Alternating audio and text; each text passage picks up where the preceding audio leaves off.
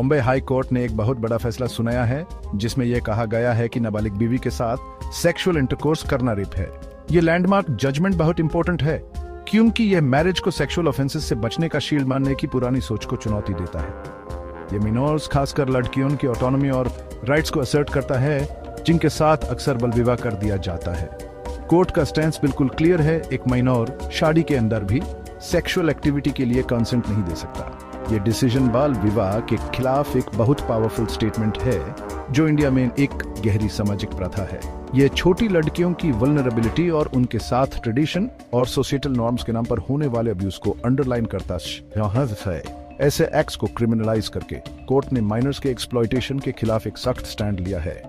यह वर्डिक्ट ऐसे अनगिनत छोटी लड़कियों के लिए उम्मीद की किरण है जो अबूसिव मैरिजेस में फंसी हुई हैं। यह केस एक ऐसे आदमी के खिलाफ था जिसको अपनी नाबालिग बीवी के साथ रेप के आरोप में अरेस्ट किया गया था। अक्यूज्ड ने आर्गुमेंट दिया कि सेक्सुअल रिलेशनशिप कंसेंशुअल था क्योंकि उनकी शादी हो चुकी थी, लेकिन कोर्ट ने इस आर्गुमेंट को रिजेक्ट कर दिया और ये एम्फसाइज किया कि एक माइनर लीगली कंसेंट नहीं दे सकता। Protection of children from sexual offences POSSO act 2012 के हिसाब से 18 साल से कम उम्र के किसी भी चाइल्ड के साथ सेक्सुअल एक्टिविटी रेप है। कोर्ट ने अक्यूज्ड को दी गई सजा बरकरार रखी और कहा कि शादी को सेक्सुअल अब्यूज के लिए जस्टिफिकेशन की तरह इस्तेमाल नहीं किया जा सकता।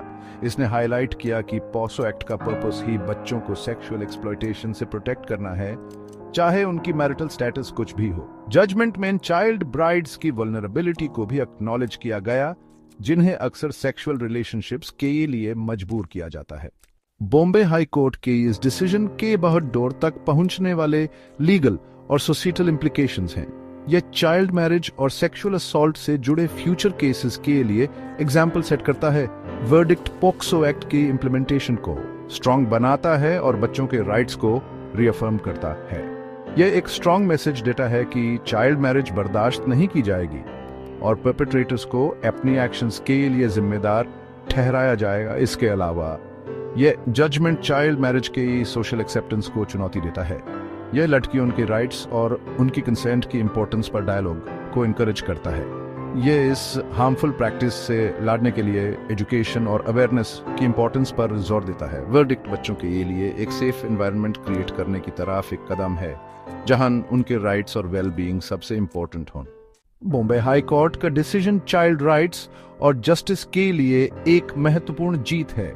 यह जुडिशरी की कमिटमेंट को दर्शाता है वल्नरेबल लोगों को प्रोटेक्ट करने और लॉ को बनाए रखने के लिए। हालांकि चाइल्ड मैरिज को खत्म करने और सभी विक्टिम्स के लिए जस्टिस इंश्योर करने का रास्ता लंबा है। यह वर्डिक्ट एक क्रूशियल माइलस्टोन है। इस केस की विक्टिम की ब्रेवरी को एक्नॉलेज करना बहुत जरूरी है जिन्होंने अपने ऊपर हुए अब्यूज के खिलाफ आवाज उठाई। उनकी हिम्मत और कोर्ट के स्ट्रॉन्ग स्टैंड के साथ एक ऐसे फ्यूचर का रास्ता बनाती है जहां बच्चों को प्रोटेक्ट किया जाए, उनकी आवाज सुनी जाए और उनके राइट्स का सम्मान हो। यह जजमेंट चाइल्ड मैरिज और सेक्सुअल एक्सप्लॉयटेशन के खिलाफ लड़ाई में एक टर्निंग पॉइंट है जो आने वाली जनरेशंस के लिए एक बेहतर